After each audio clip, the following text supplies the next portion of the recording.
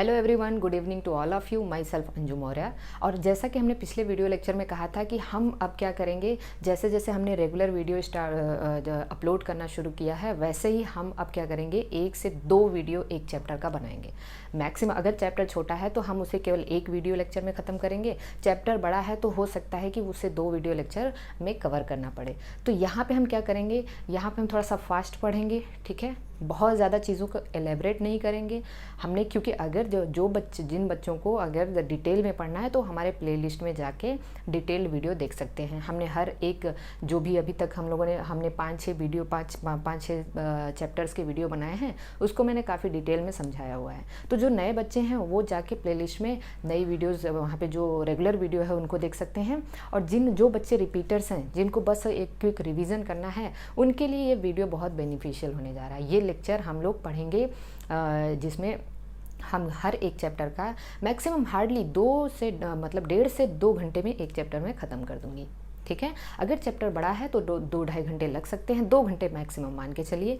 तो बहुत अच्छी बात है, अगर आप मेरे साथ 2 घंटे रहते हैं, 2 घंटे पढ़ते हैं तो बहुत ही बेनिफिशियल होगा। तो आपको करना क्या है, आप अपनी NCERT बुक लीजिए, ठीक है। अपनी NCERT बुक लीजिए। जैसे मैंने बायोमोलिक्यूल शुरू करना है आज, तो आप अपनी NCERT बुक लीजिए और बायोमोलिक्यूल्स का पूरा पोर्शन वहाँ से पेज निकाल लीजिए। अब आप कहोगे कि बुक फाड़ने की बात कर रही हूँ, ऐसा कुछ नहीं है। बुक को अगर आप सहेज के रखते हो अगले साल के लिए, ठीक है, तो वो गलत चीज़ है। अभी आप क्या करो कि उसको पेज को निकालो, उसको स्टेपलर कर लो और उसको अपने पास रख लो। पढ़ने में भी आसानी होती है और ज़्यादा बड़ा बर्डन भी नहीं लगता है, ठीक है। तो ये एक आपकी साइकोलॉजिकल ऐसा बन जाता है ना कि अगर किताब मोटी होती है तो पढ़ने में थोड़ी दिक्कत होती है। अगर वो पेजेस हैं तो शायद आप उसे कहीं भी लेके चलते फिरते पढ़ सकते हो। तो हम लोग, क्योंकि अगर उसे आप अगर सहेज के रखना चाहते हो अगली साल के लिए, तो ये तो पहले ही माइंडसेट गलत है। अगली साल क्यों करोगे प्रिपेयर आप, ठीक है। आपको तो इसी साल क्रैक करना है ना, तो आप उसे ले लीजिए, उसे निकाल लीजिए, ठीक है। आप अगर किसी को सोचते हो छोटे भाई बहन है या दोस्तों को देने के लिए, तो भी उन्हें देख के क्या करोगे, क्योंकि इतना आपने उसे कलरफुल बना दिया होगा कि उनको समझ में आएगा नहीं।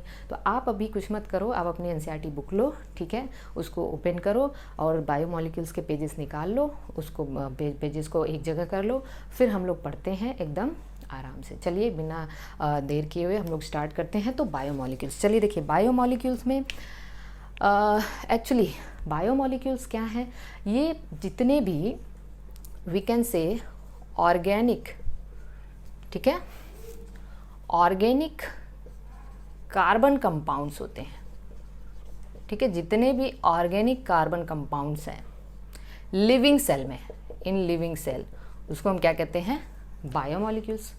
क्योंकि अगर हम कार्बन कंपाउंड केवल कह दें, ठीक है, कार्बन कंपाउंड कह देंगे तो उसमें कार्बन डाइऑक्साइड आ जाएगा। तो कार्बन डाइऑक्साइड बायोमोलिक्यूल्स नहीं है, इसको इसलिए हमें यहाँ पे ऑर्गेनिक कार्बन कंपाउंड कहने की ज़रूरत पड़ रही है।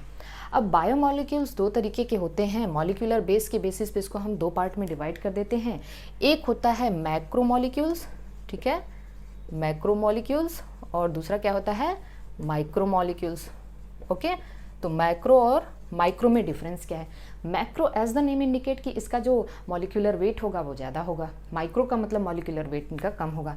तो अगर किसी भी मॉलिक्यूल का मॉलिक्यूलर वेट 10,000 डाल्टन से ज़्यादा है तो उसको हम मैक्रो की कैटेगरी में रखते हैं।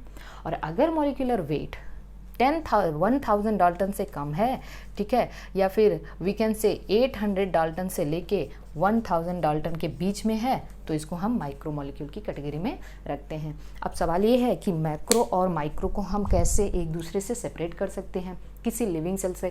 प्लीज़ आप पेज नंबर जो है 142 पे आप आएंगे, बिल्कुल भी डरना नहीं है। I will cover each and every point of NCERT जो कि आपके एग्जामिनेशन में आ सकता है, ठीक है। क्योंकि अभी साल भर तो ऐसा नहीं है कि आपने कुछ नहीं पढ़ा होगा, तो एक क्विक रिवीजन करने के लिए ये वीडियो बहुत बेनिफिशियल होने जा रही है आपके लिए। तो अब अगर हमें मैक्रो और माइक्रो को आपस में सेपरेट करना होगा तो क्या करना पड़ेगा। तो इसको सेपरेट करने के लिए हम क्या करते हैं कि हमने एक सेल ले लिया, कोई भी लिविंग सेल ले लिया, चाहे वो लीफ सेल हो या लीवर सेल हो, तो कोई भी एक लिविंग सेल लिया, उसको हमने क्या किया, ग्रिंड किया, ठीक है। मोर्टर और पेसल की हेल्प से उसको हम ग्रिंड करेंगे, और ग्रिंड करेंगे एक एसिड में, और उस एसिड का नाम है ट्राइक्लोरो एसिटिक एसिड, आपकी बुक में दिया हुआ है। This is a dilute acid. ये क्या है, एक डाइल्यूट एसिड है। जब आप किसी भी लिविंग सेल को ग्रिंड करोगे तो एक आपके पास क्या बनेगा, एक पेस्ट मिल जाएगा, ठीक है, स्लरी पेस्ट मिल जाएगा, स्लरी पेस्ट मिलेगा। अब उस पेस्ट को हम क्या करते हैं, फ़िल्टर करेंगे। जब हम उसको फ़िल्टर करेंगे तो क्या होगा, जैसे मान लीजिए ये हमने फ़िल्टर कर दिया, ठीक है। तो जब हम इसको फ़िल्टर करने जा रहे हैं तो फ़िल्टर करने के बाद क्या होगा, हमारे पास 2 कंपोनेंट आएंगे। पहला कंपोनेंट ये होगा जो फ़िल्टर हो जाएगा, जो यहाँ पे आ जाएगा, जो फ़िल्टर हो जाएगा उसको हम लोगों ने कहा कि उसको हमने नाम दिया फ़िल्ट्रेट।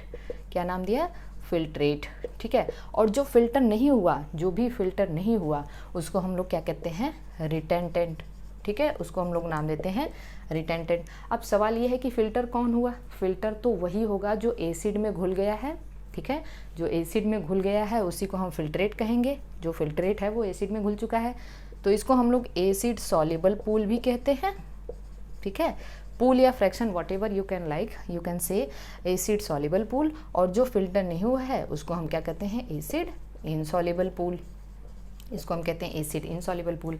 अब देखिए एसिड में सॉल्युबल कौन होगा, जिसका मॉलिक्यूलर वेट काफ़ी कम होगा, ठीक है, और एसिड में इनसॉल्युबल कौन होगा, जिसका मॉलिक्यूलर वेट ज़्यादा होगा। तो ऐसा मानते हैं कि जिनका मॉलिक्यूलर वेट कम है, मतलब जो माइक्रो मॉलिक्यूल हैं वो यहाँ आते हैं, वो कहाँ आते हैं, यहाँ आ जाते हैं, और जो मैक्रो मॉलिक्यूल हैं वो यहाँ आ जाते हैं, मतलब वो छन नहीं पाते हैं। लेकिन अब हम एक सवाल ये उठता है कि मतलब देखिए माइक्रो मॉलिक्यूल का मतलब क्या है, माइक्रो मॉलिक्यूल में जो छोटे छोटे मोनोमर्स हैं, मैक्रो मॉलिक्यूल के मोनोमर्स हैं वो इसमें आएंगे, like amino acid we can say, ठीक है ना, इसमें क्या आएगा, अमाइनो एसिड्स आ जाएंगे, ठीक है, इसमें क्या आएगा, मोनोसेक्राइड्स आ जाएंगे, क्योंकि मोनोसेक्राइड मोनोमर है ना। तो जितने भी मॉलिक्यूल्स हैं, जितने भी बायोमॉलिक्यूल्स हैं उनके मोनोमरिक फॉर्म इसमें ज़रूर आएंगे, ठीक है। इसके अलावा कुछ आयनिक फॉर्म भी इसमें आते हैं, लाइक फॉस्फेट, सल्फेट, जो आयंस होते हैं, ठीक है, वीकेंड से जो इनऑर्गेनिक कंपाउंड है उनके भी मॉलिक्यूलर वेट तो ज़्यादा नहीं है ना, तो इनऑर्गेनिक कंपाउंड भी यहीं आएंगे, very very important, inorganic compound भी यहीं आ जाते हैं छनने के बाद, ठीक है। Inorganic compound like phosphate and sulphate ये सब भी यहीं आ जाते हैं, ठीक है, फॉस्फेट और सल्फेट यहीं आ जाते हैं। अमाइनो एसिड, मोनोसेक्राइड्स, ठीक है। उसके बाद आपको ये समझना है कि ये और यहाँ पे क्या है, जैसे न्यूक्लियोटाइड्स हो गए, या we can say nitrogenous bases, pentose sugar, ये सब यहाँ आ जाते हैं जितने मोनोमर हैं। अब आप कहोगे लिपिड कहाँ गया, लिपिड का मॉलिक्यूलर वेट 800 से कम होता है, फिर भी लिपिड यहाँ आता है, किस में आता है, रिटेंटेंट में आता है। अब आप कहोगे कि 800, अब हमें पता है कि 800 से अगर कम है मॉलिक्यूलर वेट तो वो माइक्रो मॉलिक्यूल में आना चाहिए, ठीक है, लेकिन लिपिड आता कहाँ पे है, मैक्रो मॉलिक्यूल में आता है। तो देखिए लिपिड यहाँ पे आया, इसके अलावा कौन आएगा, इसके अलावा पॉलीसेक्राइड्स आएंगे, इसके अलावा कौन आएंगे, ये प्रोटीन्स आ गए, ठीक है। तो जितने भी बड़े मॉलिक्यूल, और कौन आ गया, न्यूक्लिक एसिड आ गया, ये सब यहाँ आएगा। लेकिन सवाल ये उठता है कि लिपिड क्यों यहाँ पे आया, क्योंकि लिपिड का मॉलिक्यूलर वेट तो 800 से कम है, फिर लिपिड यहाँ पे क्यों आता है, एकदम अटेंटिव होके समझना है, ठीक है। तो लिपिड यहाँ पे क्यों आएगा, तो हम ये देखते हैं कि आप बताओ, अगर आपने कोई सेल ग्रिंड किया, सेल को कुचलना शुरू किया, तो सेल के पास तो प्लाज्मा मेम्ब्रेन भी है, और उस प्लाज्मा मेम्ब्रेन किसकी बनी है, लिपिड की तो बनी है, प्लाज्मा मेम्ब्रेन किसकी बनी है, लिपिड की बनी है। तो जब हम इसको ग्रिंड करना शुरू करते हैं तो जो प्लाज्मा मेम्ब्रेन होती है, क्योंकि वो लिपिड की बनी होती है, और लिपिड कैसी है, हाइड्रोफोबिक है, ठीक है, हाइड्रोफोबिक है, और आप ग्रिंड किस में कर रहे हैं, एसिड में, और एसिड कैसा है, डाइल्यूट एसिड है, तो उसमें वाटर होगा, तो लिपिड अपने आप को वाटर से बचाना चाहेगी। तो लिपिड में 2 पोर्शन होते हैं, पोलर और नॉन पोलर दोनों, यही होता है ना, आप देखते हो, इसका हेड पोलर होता है और इसका टेल नॉन पोलर होता है। आपको थोड़ा बहुत दिमाग में अगर होगा लिपिड के बारे में, तो क्योंकि लिपिड जो है वो अपने आप को वाटर से बचाना चाहेगा, तो लिपिड क्या कर लेगा, ये अपना जो हेड है वो बाहर रख लेंगे, जो पोलर हेड है, ठीक है, और जो टेल है वो अंदर, वाटर से बचाने के लिए अंदर कर लेंगे। तो ये एक बड़ा वेसिकल बन जाएगा, क्या बन जाएगा, वेसिकल बन जाएगा। इस तरीके से ये वाटर के कांटेक्ट में रह सकते हैं, क्योंकि बाहर अगर वाटर है तो हेड को बाहर की तरफ कर दिया, जो पोलर हेड होता है, तो क्योंकि जब वेसिकल बन जाएगा, ढेर सारे लिपिड मिल के वेसिकल बना लेते हैं, तो वेसिकल साइज़ बड़ा हो गया और वेसिकल जो है वो फिल्टर नहीं हो पाएगा। तो वेसिकल फिल्टर नहीं हो पाएगा तो आएगा कहाँ लिपिड? रिटेंटेंट में आएगा। तो यही रीज़न है कि लिपिड्स का मॉलिक्यूलर वेट 800 से कम होने के बावजूद भी ये कहाँ आता है? ये एसिड इनसॉल्युबल फ्रैक्शन में आता है। So we can say lipids are not strictly macromolecule. आपके एनसीईआरटी की ये बहुत इंपॉर्टेंट पॉइंट है कि लिपिड स्ट्रिक्टली मैक्रोमोलिक्यूल नहीं है। Very good. तो हमें यहाँ तक बात समझ में आ गई कि लिपिड स्ट्रिक्टली मैक्रोमोलिक्यूल नहीं है। क्यों नहीं है? क्योंकि भाई देखिए इसका जो मॉलिक्यूलर वेट है वो 800 से ज़्यादा एक्सीड नहीं करता है, 800 को एक्सीड नहीं करता है। हालांकि हमें इतना पता है कि ये जो जब ग्राइंडिंग के दौरान ये अपने आप को वाटर से बचाने के लिए वेसिकल्स बना लेते हैं, इसलिए एसिड इनसॉल्युबल फ्रैक्शन में आते हैं, इसलिए ये रिटेंटेंट में आते हैं, जबकि इनका मॉलिक्यूलर वेट वी कैन से 800 से ज़्यादा नहीं है। ठीक है, अब इसके बाद हम लोग देखते हैं, तो बात समझ में आ गई कि माइक्रो और मैक्रो को अलग कैसे करेंगे। ठीक है, फिर समस्या है ये है कि अगर आपको लिविंग सेल से इनऑर्गेनिक कंपोनेंट को अलग करना है तो क्या करेंगे। ठीक है, देखिए पेज एकदम आप बुक को सामने रखिएगा, सब कुछ मैं कवर करते हुए चल रही हूँ कि अगर आपको लिविंग सेल से इनऑर्गेनिक कंपोनेंट को अलग करना है तो क्या करेंगे। आपने एक सेल लिया, ठीक है, कोई भी लिविंग पार्ट लिया, लिविंग पार्ट को आपने ड्राई कर दिया। ड्राई करने का मतलब ये जहाँ भी जो भी लिविंग पार्ट है अगर आपने उसे लिया तो उसके वेट को हम लोग क्या कहते हैं? फ्रेश वेट कहते हैं। फ्रेश वेट का मतलब वहाँ पे वाटर है। जब आपने उसको ड्राई कर दिया, ठीक है ना, तो वाटर इवेपोरेट हो गया, वाटर वहाँ से चला गया, ठीक है, तो इसको जो भी बचा इसको हम क्या कहते हैं? Dry weight. अब आपने उसको बर्न कर दिया। बर्न करने के बाद जितने भी ऑर्गेनिक, क्योंकि हमें इनऑर्गेनिक सेपरेट करना है ना, तो ऑर्गेनिक तो हमें हटाना पड़ेगा वहाँ से। तो जितने भी ऑर्गेनिक कंपाउंड हैं वो वाटर और कार्बन डाइऑक्साइड के फॉर्म में ऑक्सीडाइज हो जाएंगे। वाटर और कार्बन डाइऑक्साइड के फॉर्म में क्या हो जाएंगे? ऑक्सीडाइज हो जाएंगे। तो बचा क्या? केवल इनऑर्गेनिक कंपाउंड। बर्न करने के बाद क्या मिलता है? ऐश, राख मिलती है ना, तो जो रिमेनिंग ऐश होगा, ठीक है, उसमें इनऑर्गेनिक कंपाउंड होगा, क्योंकि ऑर्गेनिक कंपाउंड तो क्या हो गए हैं? ऑक्सीडाइज हो गए हैं। हमें ऑर्गेनिक हटा देना, इनऑर्गेनिक ही निकालना है ना। तो जो ऐश है यहाँ से हम इसको सेपरेट कर लेते हैं। तो इस तरीके से हम किसी भी लिविंग सेल से, किसी भी लिविंग सिस्टम से हम इनऑर्गेनिक और ऑर्गेनिक को सेपरेट कर सकते हैं। ठीक है, तो हमने अब ये भी बताया था कि इनऑर्गेनिक कंपाउंड्स कहाँ आते हैं? एसिड सॉल्युबल फ्रैक्शन में आते हैं। ये पॉइंट बहुत इंपॉर्टेंट है। तो इनऑर्गेनिक कंपाउंड कहाँ आते हैं? एसिड सॉल्युबल फ्रैक्शन में आते हैं। तो ये चीज़ आप एकदम ध्यान से समझिएगा। चलिए, बहुत अच्छी बात है। अब हम लोग अगले टॉपिक पे आते हैं। जैसे क्वेश्चन में आ गया inorganic compound like sulphate and phosphate कहाँ पे आएंगे, तो आपको तुरंत से मानना है एसिड सॉल्युबल फ्रैक्शन। तो कम ऑन, अब हम लोग पढ़ते हैं सबसे पहली चीज़, जो भी हम लोगों ने माइक्रो मॉलिक्यूल्स को सेपरेट करा है उसमें सबसे पहली चीज़ हम लोग पढ़ने जा रहे हैं अमाइनो एसिड्स। तो चलिए देखिए, अमाइनो एसिड्स क्या हैं? What as the name indicate, amino, amino मतलब एक इसमें अमाइनो ग्रुप होने जा रहा है, and second is the acid. Acid का मतलब यहाँ पे एक एसिडिक ग्रुप होने जा रहा है। ठीक है, are you getting everything? Okay, तो अमाइनो एसिड का मतलब एक क्या होगा? ऐसे ऑर्गेनिक कंपाउंड, मेरी बात ध्यान सुनना है, those organic compound which have at least one amino group and one carboxylic group is the amino acid. तो those organic compound that means कि कार्बन, जिसके पास कम से कम एक कार्बोक्सिलिक ग्रुप हो और एक अमाइनो ग्रुप हो, ठीक है, एक H ग्रुप हो और एक R ग्रुप हो, सब कुछ सारे के सारे अमाइनो एसिड में, मेरी बात ध्यान सुनना है, सारे के सारे अमाइनो एसिड में ये स्ट्रक्चर सेम होने जा रहा है। ये तीन सेम होने जा रहे हैं, एक ऑर्गेनिक, एक कार्बन, कार्बन से एक COH, एक NH2, एक H। R क्या है? वेरिएबल है। R क्या है? वेरिएबल है। R चेंज हो सकता है। मैंने ये बता, देखिए अब एक अमाइनो ग्रुप है that is the acid basic group and one acidic group that is the carboxylic group, this is the amino acid. मैंने कहा कि those organic compound which have at least one amino group and one कार्बो, at least का है, that means कि एक से ज़्यादा भी हो सकते हैं। अब देखिए ये बेसिक ग्रुप है और ये एसिडिक ग्रुप है। अगर अमाइनो ग्रुप 2 हो गए, ठीक है, क्योंकि ये दोनों एक एक हैं, अगर अमाइनो ग्रुप 2 हो गया, अमाइनो ग्रुप के नंबर ज़्यादा हो गए तो वो बेसिक अमाइनो एसिड होंगे। अगर कार्बोक्सिलिक ग्रुप के नंबर अमाइनो ग्रुप से ज़्यादा हुए तो वो एसिडिक अमाइनो एसिड होंगे। तो बात समझ में आ रही है? अमाइनो एसिड में कम से कम एक कार्बोक्सिलिक ग्रुप होना चाहिए और एक अमाइनो ग्रुप होना चाहिए। एक से ज़्यादा भी हो सकते हैं ये ग्रुप। अगर किसी अमाइनो एसिड में अमाइनो ग्रुप के नंबर कार्बोक्सिलिक ग्रुप से ज़्यादा है तो वो बेसिक अमाइनो एसिड होगा, और बेसिक अमाइनो एसिड के नाम अभी हम लोग देखेंगे। और अगर एक से ज़्यादा कार्बोक्सिलिक ग्रुप है तो वो एसिडिक अमाइनो एसिड होगा। तो हर एक अमाइनो एसिड में इतना तो सेम होने जा रहा है, आर वेरिएबल होगा। आर क्या होगा? वेरिएबल होगा। अब आप ध्यान दीजिएगा, वो कार्बन जिससे दोनों के दोनों आयनाइजेबल ग्रुप अटैच्ड हैं, इसको हम कहते हैं अल्फा कार्बन। तो what is the alpha carbon? Alpha carbon वो कार्बन है जिससे दोनों आयनाइजेबल ग्रुप अटैच्ड है। यहाँ तक बात समझ में आ रही है? ओके।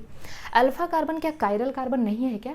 कायरल कार्बन का मतलब ऐसे कार्बन, कायरल कार्बन का मतलब एसिमेट्रिक कार्बन, ऐसे कार्बन जिससे 4 डिफरेंट ग्रुप अटैच्ड हों।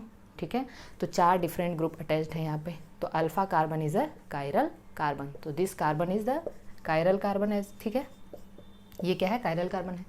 यहाँ तक बात समझ में आई? फिर देखते हैं हम लोग ये देखते हैं कि amino acids are substituted methane, substituted methane. मतलब जितने भी अमाइनो एसिड हैं वो मीथेन के सब्स्टिट्यूट है। मतलब मीथेन क्या है? This is okay, 4 hydrogen. तो अमाइनो, हर एक हाइड्रोजन रिप्लेस हो गया है ग्रुप से, तो amino acids are substituted methane. Simplest amino acid, सबसे सिंपलेस्ट। अब देखिए आर क्या है? वेरिएबल है। क्या क्या हो सकता है? आर अगर एच है, ठीक है ना, तो इसको हम कहेंगे ग्लाइसिन। ये सबसे सिंपलेस्ट, क्योंकि हाइड्रोजन से सिंपल तो कोई ग्रुप नहीं होगा ना, ये 3 तो रहेगा ही। आर अगर एच है तो सबसे सिंपल अमाइनो एसिड होगा ये। तो this is the glycine is the simplest amino acid. R अगर CH3 है तो this is the second simplest amino acid, जिसको हम कहेंगे एलेनिन। तो एलेनिन में आर की जगह CH3 हो जाएगा, ग्लाइसिन में आर की जगह H हो जाएगा। और आर अगर CH2OH है तो ये सेरीन है। हाइड्रोक्सिल कंटेनिंग अमाइनो एसिड क्या है? सेरीन है। ठीक है, आर अगर CH2OH है तो ये सेरीन होगा। अब मुझे एक बात बताइए, हमने अभी अभी आपको बताया कि each and every amino acid में कायरल कार्बन है एक्सेप्ट द ग्लाइसिन। ग्लाइसिन में देखिए आर की जगह H आ गया। अगर ग्लाइसिन में आर की जगह H हो गया तो 4 डिफरेंट ग्रुप तो नहीं है यहाँ पे, तो ये कायरल कार्बन नहीं है। तो आपको पता है कि आप केमिस्ट्री फिजिक्स पढ़ते हो, वहाँ पे कायरल कार्बन, अगर किसी भी ऑर्गेनिक कंपाउंड में कायरल कार्बन है तो वो कंपाउंड क्या होता है? ऑप्टिकली एक्टिव होता है। वो क्या होता है? ऑप्टिकली एक्टिव होता है। तो सारे के सारे amino acid except glycine optically active है, और ग्लाइसिन क्या है? उसमें कायरल कार्बन नहीं है, इसलिए ग्लाइसिन क्या है? ऑप्टिकली इनएक्टिव है। यहाँ तक बात समझ में आ चुकी है?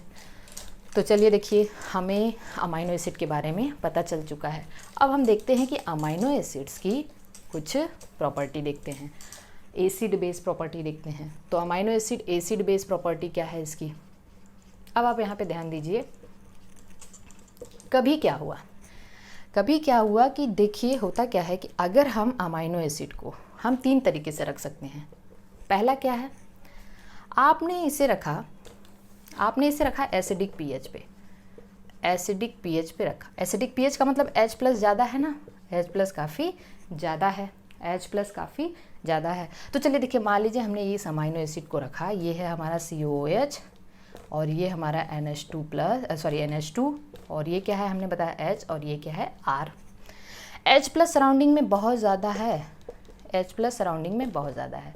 आप बस इस चीज़ को थोड़ा सा ध्यान देना। और यहाँ पे कार्बोक्सिलिक ग्रुप एसिडिक ग्रुप है ना, कार्बोक्सिलिक ग्रुप क्या है? Acidic group. वो अपना एसिडिक बिहेवियर शो करना चाहेगा। ठीक है, एसिडिक बिहेवियर अगर शो करना चाहेगा तो क्या होगा? ये अपना हाइड्रोजन रिलीज़ करना चाहेगा। लेकिन जब सराउंडिंग में हाइड्रोजन बहुत ज़्यादा है, H+ बहुत ज़्यादा है, तो क्या अपना H+ रिलीज़ कर पाएगा? नहीं कर पाएगा। ठीक है ना, ये अपना H+ रिलीज़ नहीं कर पाएगा, क्योंकि देखिए ये अपना एसिड बिहेवियर शो करना चाहेगा, ये अपना बेस बिहेवियर शो करना चाहेगा। ये एसिड बिहेवियर शो करना तो नहीं कर पाएगा, क्योंकि H+ काफ़ी ज़्यादा है सराउंडिंग में। तो आपने पढ़ा है, आपको पता है, आप केमिस्ट्री में से क्या कहते हो? Common ion effect. Common ion effect का मतलब ये है कि सराउंडिंग में अगर कोई आयन बहुत ज़्यादा है तो उसका प्रोडक्शन नहीं होगा, क्योंकि आपको ये भी पता है कि अगर स्टोरेज ज़्यादा है, ठीक है ना, तो वहाँ पे प्रोडक्शन कम होगा। तो कहने का मतलब ये है कि अगर H+ काफ़ी ज़्यादा है सराउंडिंग में तो यहाँ पे ये H नहीं निकल पाएगा, ये अपना एसिड बिहेवियर तो शो नहीं कर पाएगा, लेकिन ये अपना बेस बिहेवियर शो कर सकता है। तो बेस बिहेवियर का मतलब क्या है? H+ को एक्सेप्ट करेगा, और जब ये H++ को एक्सेप्ट कर लेगा तो NH3 प्लस बना लेगा, है कि नहीं। तो अब बताइए इस पूरे के पूरे मॉलिक्यूल पे चार्ज कैसा आया, पॉजिटिव, मतलब ये किसकी तरह एक्ट करेगा, बेस की तरह। तो एसिडिक पीएच पे ये किसकी तरह एक्ट किया, बेस की तरह। बात समझ में आई। अब देखिए यहाँ पे क्या है, बेसिक पीएच पे क्या होगा, बेसिक पीएच का मतलब ये है कि H+ काफ़ी कम है, H+ काफ़ी कम है। जब H+ काफ़ी कम होगा, H+ काफ़ी कम होगा तो वी कैन से NH2 और ये क्या है CCOOH माइनस ये H और ये R। अब हमें ये पता है कि ये H+ अगर सराउंडिंग में काफ़ी कम है तो ये अपना H+ तो निकाल सकता है, ये अपना H+ निकाल सकता है, लेकिन सराउंडिंग में H+ नहीं है, कम है, तो ये H+ को एक्सेप्ट नहीं कर पाएगा। तो हम कहेंगे जब ये अपना H+ निकाल देगा तो ये माइनस हो जाएगा, तब ये किसकी तरह एक्ट करेगा, एसिड की तरह। इसको हमने अपने रेगुलर वीडियो में बहुत अच्छे से समझाया है और ऐसे भी आप समझ सकते हैं, ठीक है ना। तो अब बेसिक पीएच पे एसिड की तरह और एसिडिक पीएच पे ये बेस की तरह काम करेगा, एकदम आराम से आप इसको याद कर सकते हो। तीसरा क्या है, न्यूट्रल पीएच, न्यूट्रल पीएच, ठीक है। तो ये क्या करेगा, न्यूट्रल पीएच पे यही है ना आपका NH2CCO माइनस COOH, ठीक है, RH, ये अपना H+ निकालेगा, लेकिन सराउंडिंग में ना H कुछ भी नहीं है, ये न्यूट्रल है, तो इसके H+ को इसने ही एक्सेप्ट कर लिया, किसने, NH2 ने। तो क्या हो गया, ये CO माइनस हो गया और ये NH3 प्लस हो गया, है ना। तो वी कैन से कि यहाँ पे चार्ज 0 हो गया, तो इसको हम लोग कहते हैं ज्विटर आयन। अगर कोई भी ऑर्गेनिक कंपाउंड वी कैन से जिस पे पॉजिटिव और नेगेटिव चार्ज दोनों हो, वो क्या कहलाता है, ज्विटर आयन। और ज्विटर आयन जहाँ पे बना, जिस पीएच पे बना, उसको हम लोग कहते हैं आइसोइलेक्ट्रिक पीएच। क्या कहते हैं, आइसोइलेक्ट्रिक पीएच। तो यहाँ तक बात समझ में आई। अब देखिए ये एसिडिक पीएच पे ये बेस की तरह और बेसिक पीएच पे एसिड की तरह काम करेगा। और अगर कोई मॉलिक्यूल एसिड बेस दोनों की तरह काम करता है तो ऐसे मॉलिक्यूल को हम लोग क्या कहते हैं, एम्फोटेरिक। तो अमीनो एसिड क्या है, एम्फोटेरिक या एम्फोलाइट्स, एम्फोटेरिक या एम्फोलाइट्स। बात समझ में आ चुकी है। तो ये एसिड बेस प्रॉपर्टी है अमाइनो एसिड्स की। तो चलिए देखिए अब हम लोग अमाइनो एसिड को थोड़ा सा क्लासिफिकेशन देख लेते हैं। सबसे सिंपलेस्ट अमाइनो एसिड क्या था, ग्लाइसिन था, ठीक है। इसके बाद हमने देखा कि ग्लाइसिन, एलेनिन और सेरिन, तीन का स्ट्रक्चर तो आपको पता होना ही चाहिए, ओके। अब देखिए हमने क्या कहा था कि कभी का क्या हुआ कि अगर 2 कार्बोक्सिलिक ग्रुप हैं तो वो एसिडिक अमाइनो एसिड हो जाएगा, 2 अमाइनो ग्रुप हैं तो वो बेसिक अमाइनो एसिड हो जाएगा। तो कुछ एसिडिक अमाइनो एसिड देख लेते हैं हम लोग। एसिडिक अमाइनो एसिड कौन है, वो हैं आर्जिनिन और हिस्टिडीन, ग्लूटामिक एसिड और एस्पार्टिक एसिड, ठीक है। ग्लूटामिक एसिड और एस्पार्टिक एसिड, मतलब हमारे दिमाग में ये होना चाहिए कि ग्लूटामिक एसिड में 2 कार्बोक्सिलिक ग्रुप होगा, ठीक है। इन दोनों में क्या होगा, 2 कार्बोक्सिलिक ग्रुप होगा, बस इतना दिमाग में रखना है। क्योंकि अमाइनो एसिड में जनरली 1 कार्बोक्सिलिक ग्रुप होता है, 1 अमाइनो, लेकिन एसिडिक है मतलब वहाँ 2 कार्बोक्सिलिक ग्रुप होगा। अब एक और देख लेते हैं हम लोग, एमाइड्स, ठीक है। अब आप ध्यान दीजिए कि जो एमाइड्स होते हैं वो दोनों इन्हीं से बने होते हैं, दोनों एसिडिक अमाइनो एसिड से ही एमाइड बनते हैं। और एमाइड में क्या है, एक है ग्लूटामाइन, ठीक है, ग्लूटामाइन, और दूसरा है एस्पैराजीन, ठीक है। ग्लूटामाइन बना है ग्लूटामिक एसिड से, एस्पैराजीन बना है। अब बस करना कुछ नहीं, आपको करना कुछ नहीं है। जो एसिडिक अमाइनो एसिड है इसका जो एक सेकेंड कार्बोक्सिलिक ग्रुप है उसके OH को, ठीक है, उसके OH को रिप्लेस कर दीजिए NH2 से। उसके पहला कार्बोक्सिलिक ग्रुप सेम रहने दीजिए, सेकेंड कार्बोक्सिलिक ग्रुप के OH को रिप्लेस कर दीजिए NH2 से, वो एमाइड बन जाएगा। तो एस्पार्टिक एसिड और एस्पैराजीन में अंतर बस इतना है कि, या ग्लूटामिक एसिड और ग्लूटामाइन में अंतर बस इतना है कि ग्लूटामिक एसिड में 2 कार्बोक्सिलिक ग्रुप है और ग्लूटामाइन में 1 कार्बोक्सिल ग्रुप है और एक CONH2 ग्रुप है। इसी तरीके से एस्पैराजीन। और एमाइड क्या होता है, नाइट्रोजन फिक्सेशन के दौरान जो अमीनो एसिड बनते हैं, पहला अमीनो एसिड ग्लूटामिक एसिड होता है और फिर वो एमाइड्स में कन्वर्ट हो जाते हैं, क्योंकि एमाइड्स में नाइट्रोजन ज़्यादा है। देखिए ना, यहाँ एक नाइट्रोजन बढ़ गया ना, नाइट्रोजन ज़्यादा है, नाइट्रोजन कार्बन का रेशियो ज़्यादा होगा as compare to amino acid. तो this point is very very important, क्योंकि हमें नाइट्रोजन फिक्सेशन में देखने को मिलता है। बेसिक अमाइनो एसिड अगर हम पढ़ते हैं, बेसिक अमाइनो एसिड, तो बेसिक अमाइनो एसिड 2 है जिसमें 2 अमाइनो ग्रुप होगा। क्या है, हिस्टिडीन है, ठीक है, हिस्टिडीन है, आर्जिनिन है, लाइसिन है, ठीक है, आर्जिनिन है और लाइसिन है। तो ये क्या है, बेसिक अमाइनो एसिड्स हैं, याद रख लेना। ठीक है। इसके बाद कुछ सल्फर कंटेनिंग अमाइनो एसिड है, आपकी बुक में दिया भी है सल्फर कंटेनिंग अमाइनो एसिड। तो सल्फर कंटेनिंग अमाइनो एसिड में सिस्टीन है, ठीक है, सिस्टीन है और मेथियोनिन है। कंफ्यूज नहीं होना है ना, ओके। सिस्टीन है और मेथियोनिन है। सबसे इंपॉर्टेंट 2 बार एग्जामिनेशन में पूछा जा चुका है एरोमेटिक अमाइनो एसिड्स। सो एरोमेटिक अमाइनो एसिड्स में 3 होते हैं, याद रखना आपको। ट्रिप्टोफैन, तो ट्रिप्टोफैन सबसे कॉम्प्लेक्स अमाइनो एसिड है। क्या है? सबसे कॉम्प्लेक्स अमाइनो एसिड है। सबसे सिंपलेस्ट अमाइनो एसिड क्या था? ग्लाइसिन। सबसे कॉम्प्लेक्स अमाइनो एसिड क्या होगा? ट्रिप्टोफैन। ट्रिप्टोफैन, फिर क्या है? टायरोजीन है, ठीक है, और फिर क्या है? फेनिल एलेनिन है, फेनिल एलेनिन। तो tryptophan, tyrosine and phenylalanine are 3 aromatic amino acids. तो यहाँ तक बात समझ में आ चुकी है। और एक अमाइनो एसिड को हम लोग, एक होता है इम्यूनो एसिड। इम्यूनो एसिड का मतलब एक, ये क्या है? प्रोलीन है।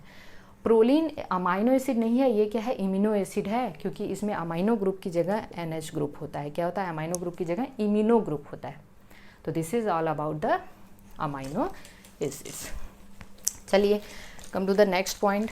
अब अगला क्या है, आप प्लीज़ एनसीईआरटी में देखिए हम लोगों ने कहाँ तक कवर किया है। हम लोगों ने इसे कवर कर लिया है ज़्यूटारान। अब पेज नंबर 144 पे आ जाते हैं हम लोग लिपिड के पास, आ जाते हैं हम लोग लिपिड के पास। बहुत इंपॉर्टेंट है, बहुत अच्छे से आपको ये समझना है। तो पेज नंबर 144 आप प्लीज़ एनसीईआरटी पास में रखेंगे। Lipids are generally water insoluble, they could be simple fatty acid, ठीक है। चलिए लिपिड्स क्या है? Lipids are generally water insoluble, ठीक है, वाटर इनसॉल्युबल। ये सिंपल फैटी एसिड हो सकते हैं, इनका सबसे सिंपलेस्ट फॉर्म है सिंपल फैटी एसिड्स हो सकते हैं, या ठीक है, फैटी एसिड सबसे सिंपलेस्ट फॉर्म क्या है इनका? फैटी एसिड हो सकता है। या कुछ लिपिड में फैटी एसिड और ग्लिसरॉल दोनों होते हैं, फैटी एसिड और ग्लिसरॉल दोनों है। आपके एनसीईआरटी में एक गड़बड़ी है, उन्होंने ग्लिसरॉल को भी लिपिड बताया, लेकिन ग्लिसरॉल एक अल्कोहल है, ठीक है, कंफ्यूज नहीं होना है। तो लिपिड का सबसे सिंपलेस्ट फॉर्म क्या है? फैटी एसिड को आपको ऐसे समझना है कि कोई भी लॉन्ग चेन कार्बोहाइड्रेट है, कोई भी लॉन्ग चेन या कोई भी चेन ऑफ कार्बोहाइड्रेट जिसका एंड पे एक कार्बोक्सिलिक ग्रुप होना चाहिए, जिसके एंड पे एक कार्बोक्सिलिक ग्रुप होना चाहिए। So we can say carboxylic group को हम ऐसे लिख सकते हैं RCOH, sorry fatty acid. Fatty acid क्या है? फिर से ध्यान से सुनना है, कोई भी ऐसा हाइड्रोकार्बन जिसके एंड पे एक कार्बोक्सिलिक ग्रुप हो उसको हम कहेंगे फैटी एसिड। तो कोई भी एक हाइड्रोकार्बन है, उसको उसके एंड पे क्या है? COOH है। अब ये R क्या हो सकता है? R CH3 हो सकता है, C2H5 हो सकता है, या फिर R कोई भी कार्बन हो सकता है 1 से 19 कार्बन तक लेके, 1 कार्बन से लेके 19 कार्बन तक का हो सकता है, ठीक है। तो कहने का मतलब सबसे सिंपलेस्ट फैटी एसिड क्या होगा? CH3COH। और सबसे बड़ा फैटी एसिड में कितने कार्बन होंगे? 19 कार्बन का R ही है और एक COH होगा, तो सबसे बड़े फैटी एसिड में 20 कार्बन होंगे। तो सबसे सिंपलेस्ट फैटी एसिड में 2 कार्बन होंगे और सबसे लॉन्गेस्ट फैटी एसिड में 20 कार्बन होंगे। तो फैटी एसिड 20 कार्बन तक का हो सकता है, 2 कार्बन से लेके। तो सबसे सिंपलेस्ट फैटी एसिड तो एसिटिक एसिड ही हो गया। बात समझ में आई? तो फैटी एसिड क्या है? फैटी एसिड क्या है? कोई भी हाइड्रोकार्बन जिसके एंड पे एक कार्बोक्सिलिक ग्रुप हो। अब एक बात ध्यान देना आप कि हाइड्रोकार्बन चेन कैसी होती है? Non polar. क्या है? Non polar. और कार्बोक्सिलिक ग्रुप क्या है? कैसा है? पोलर। तो हम कह सकते हैं कि फैटी एसिड में नॉन पोलर और पोलर दोनों हैं। तो फैटी एसिड्स कैसे मॉलिक्यूल होंगे? एम्फीपैथिक। कैसे होंगे? एम्फीपैथिक। जैसे अभी मैंने अमाइनो एसिड को बताया, कि अमाइनो एसिड और बेस दोनों की तरह बिहेव कर सकता है। तो अमाइनो एसिड को हम एम्फोलाइट्स कहते हैं या एम्फोटेरिक मॉलिक्यूल कहते हैं। अगर किसी भी ऑर्गेनिक कंपाउंड में पोलर और नॉन पोलर दोनों पार्ट हैं तो वो मॉलिक्यूल कहलाएगा एम्फीपैथिक। तो फैटी एसिड कैसे हुए? एम्फीपैथिक हुए। यहाँ तक बात समझ में आई? अच्छा, फैटी एसिड क्या हो सकते हैं? ये सैचुरेटेड हो सकते हैं, अनसैचुरेटेड हो सकते हैं। तो फैटी एसिड सैचुरेटेड का मतलब ये है, बहुत अच्छे से समझना, सैचुरेटेड का मतलब ये है कि यहाँ पे नो डबल बॉन्ड, मतलब कार्बन कार्बन जो होगा उसके बीच में सिंगल बॉन्ड होगा। और अगर अनसैचुरेटेड है तो उनके पास डबल बॉन्ड होगा, क्योंकि ट्रिपल बॉन्ड वाले फैटी एसिड देखने नहीं मिले हैं आज तक। तो फैटी एसिड का मतलब कार्बन कार्बन के बीच में जो भी हाइड्रोकार्बन की जो कार्बन है, कार्बन कार्बन के बीच में अगर सिंगल बॉन्ड है तो वो सैचुरेटेड होंगे, अगर उनके बीच में डबल बॉन्ड है तो वो अनसैचुरेटेड होंगे। अनसैचुरेटेड भी दो तरीके के हो सकते हैं। अगर केवल वन डबल बॉन्ड होगा तो इसको हम कहेंगे mono unsaturated fatty acid, mono unsaturated fatty acid, ठीक है, या म्यूफा कह सकते हैं, इसको हम म्यूफा कह सकते हैं शॉर्ट फॉर्म। अगर दो से ज़्यादा डबल बॉन्ड है तो इसको हम कहेंगे poly unsaturated fatty acid, poly unsaturated fatty acid. तो ये जो दो से ज़्यादा डबल बॉन्ड होंगे उसको हम पॉली अनसैचुरेटेड फैटी एसिड कहेंगे। और जैसे आप ध्यान देना कि पॉली अनसैचुरेटेड फैटी एसिड हमारी बॉडी में सिंथेसाइज नहीं होते हैं, तो ये पॉली अनसैचुरेटेड फैटी एसिड के सोर्स होते हैं डाइट, ठीक है, डाइट से इनको हम ले सकते हैं। Because they are not synthesized in human body, so they are also known as essential fatty acid, इसीलिए उसको हम और क्या कहते हैं, इसेंशियल फैटी एसिड भी कहते हैं। गॉट द पॉइंट, ठीक है। मतलब कहने का मतलब ये है कि जो पॉली अनसैचुरेटेड फैटी एसिड वो हमारी बॉडी में सिंथेसाइज नहीं होते हैं, इसलिए उन्हें हमें डाइट से लेना पड़ता है, उनको इसेंशियल फैटी एसिड भी कहते हैं। गॉट द पॉइंट, ठीक है। जैसे अब ध्यान देना, आप जो सैचुरेटेड फैटी एसिड है इसमें best example is the palmitic acid. क्या है, पामिटिक एसिड। पामिटिक एसिड में दिया है 16 कार्बन। पूरे के पूरे फैटी एसिड का जो कार्बन हम काउंट करेंगे ना, उसमें कार्बोक्सिलिक कार्बन को लेके काउंट करेंगे, कार्बोक्सिलिक कार्बन को लेके काउंट करेंगे। कहने का मतलब ये पामिटिक एसिड में अगर 16 कार्बन है तो that will include carboxylic carbon 2, मतलब कार्बोक्सिलिक कार्बन को भी उसमें इंक्लूड किया जाएगा। तो बताइए पामिटिक एसिड में 16 कार्बन है तो इसका फॉर्मूला क्या होगा, हम कह सकते हैं CH3 CH2 14 COH। ये ना भाई देखिए, फैटी एसिड को तो हम ऐसे ही लिख सकते हैं ना, CH3 CH2 and COH। ये सैचुरेटेड फैटी एसिड का फार्मूला है, क्योंकि हमने बताया था कि हाइड्रोकार्बन चेन है, एक कार्बोक्सिलिक ग्रुप होनी चाहिए, यही है ना। तो बताइए, ये CH3 हो गया, ये CH2 और COH है। तो पामिटिक एसिड को हम इस तरीके से लिख सकते हैं, फार्मूला लिख लोगे ना आप, C16H whatever, ठीक है, इस तरीके से। पामिटिक एसिड में 16 कार्बन है इंक्लूडिंग कार्बोक्सिल कार्बन, तो कार्बोक्सिल कार्बन को इंक्लूड करके। इसी तरीके से दिया है एरेक्डोनिक एसिड, एरेक्डोनिक एसिड में 20 कार्बन है, तो 20 कार्बन वाला आप बना लेंगे including the carboxyl carbon. So this is all about the fatty acid. Come to the next. अब कुछ ऐसे फैटी एसिड्स होते हैं, जिनमें कुछ ऐसे लिपिड्स होते हैं जिनमें फैटी एसिड के साथ साथ ग्लिसरॉल भी होता है। तो हमने फैटी एसिड तो पढ़ लिया, ग्लिसरॉल क्या है। देखिए, ग्लिसरॉल का फार्मूला आपको पता है ना, this is the CH2OH, this is CHOH and this is the CH2OH। Got the point, ठीक है। तो ग्लिसरॉल को अगर हम नॉमेनक्लेचर करें तो 1 2 3 ट्राई हाइड्रोक्सी प्रोपेन, इसको हम लोग क्या कह सकते हैं, ट्राई हाइड्रोक्सी प्रोपेन। गुड, ठीक है। तो ये इसी को हम लोगों ने कहा ग्लिसरॉल। क्या कहा, ग्लिसरॉल। गॉट द पॉइंट, ठीक है। अब हम लोग क्या कहते हैं, कुछ ऐसे लिपिड्स होते हैं जो कॉम्प्लेक्स होते हैं, कॉम्प्लेक्स का मतलब क्या है कि वी कैन से कि थोड़े से वी कैन से कि वो कॉन्जुगेटेड होते हैं, उनमें फैटी एसिड और ग्लिसरॉल दोनों होते हैं। तो देखिए, अगर फैटी एसिड और ग्लिसरॉल दोनों हैं तो ऐसे लिपिड्स को हम लोग ग्लिसराइड्स कहते हैं। क्या कहते हैं, ग्लिसराइड्स कहते हैं। तो ग्लिसराइड में फैटी एसिड प्लस ग्लिसरॉल दोनों होंगे। ये ग्लिसराइड 3 तरीके के होते हैं, monoglyceride, diglyceride, triglyceride. Monoglyceride, diglyceride, triglyceride. Monoglyceride, अब आपके दिमाग में आया मोनोग्लिसराइड तो ठीक है, एक ग्लिसरॉल, जैसे कि इसका टर्म कैसा है। डाईग्लिसराइड का मतलब 2 ग्लिसरॉल, नहीं, गलती नहीं करना है। डाईग्लिसराइड का मतलब 2 ग्लिसरॉल नहीं, डाईग्लिसराइड का मतलब है 2 फैटी एसिड। सब में ग्लिसरॉल एक ही रहेगा, मेरी बात ध्यान सुनना है, सब में ग्लिसरॉल एक ही रहेगा, केवल जो नंबर वेरी करेगा वो फैटी एसिड का। तो यहाँ पे 1 फैटी एसिड 1 ग्लिसरॉल, यहाँ पे 2 फैटी एसिड 1 ग्लिसरॉल, और यहाँ पे 3 फैटी एसिड 1 ग्लिसरॉल। तो ग्लिसरॉल का नंबर कांस्टेंट रहने जा रहा है। जैसे मान लीजिए ग्लिसरॉल बनाया है मैंने, 1 फैटी एसिड लगा दिया मैंने, 1 फैटी एसिड लगाया मैंने, देखिए ऐसे फैटी एसिड है कि नहीं, long chain hydrocarbon chain, 1 carboxyl at the end. Condensation की प्रोसेस होगी, क्या होगा, वाटर रिमूव हो जाएगा। कौन सा बॉन्ड बना, देखिए एस्टर बॉन्ड। कौन सा बॉन्ड बन गया, CHOOCO, ठीक है, एस्टर बॉन्ड। तो यहाँ पे एस्टर बॉन्ड बन गया। इस पूरे के स्ट्रक्चर को हम लोग कहेंगे मोनोग्लिसराइड, 1 फैटी एसिड 1 ग्लिसरॉल। एक और फैटी एसिड ऐड कर दो, एक और फैटी एसिड ऐड कर दो, एक और एस्टर बॉन्ड बन जाएगा, एक और वाटर निकल गया, डाइग्लिसराइड। एक और फैटी एसिड ऐड कर दो, एक और वाटर मॉलिक्यूल निकल जाएगा, एक और एस्टर बॉन्ड बन जाएगा, ट्राइग्लिसराइड। तो are you getting the points? Triglyceride को ही हम कहते हैं ट्रू फैट, नेचुरल फैट, ठीक है, ट्रू फैट या नेचुरल फैट, या फिर try acyl glycerol. You got the point, समझ में आया?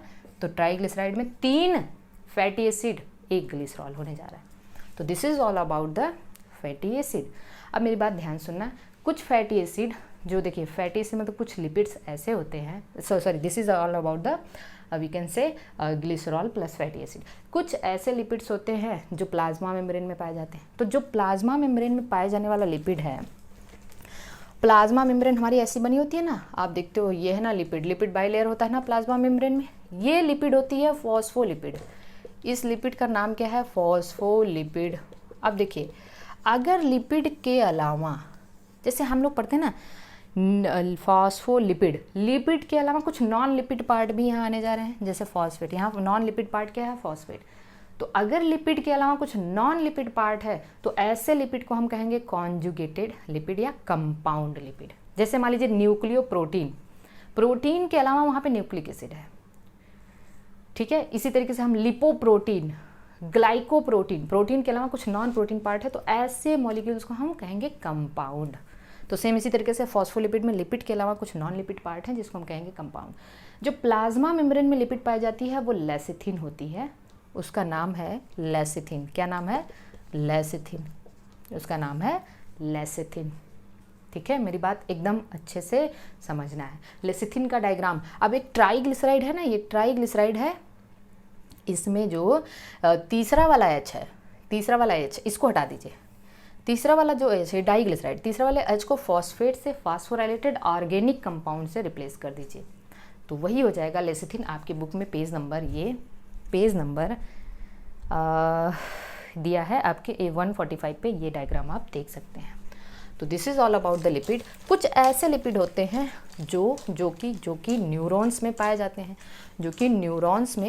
जो नर्वस सिस्टम में पाए जाते हैं। ये सब मैं आपके एनसीईआरटी का पार्ट बता रही हूँ। जो कि नर्वस सिस्टम में पाए जाते हैं वो बड़े कॉम्प्लेक्स लिपिड होते हैं, जिनको हम कहते हैं स्फिंगोमाइलिन। तो ये आपका न्यूरॉन है, ठीक है ना, न्यूरॉन है। इनकी जो, ये आप जानते हो ये क्या है, माइलिन शीथ है ना, बीच बीच में जगह जगह ब्रेक होती है माइलिन शीथ, जिसको आप कहते हो रेनवियर नोड ऑफ रेनवियर। तो जो माइलिन शीथ है ना वो बनी होती है एक लिपिड की, जिसको हम लोग नाम देते हैं स्फिंगोमाइलिन। क्या कहते हैं, स्फिंगोमाइलिन, ठीक है ना।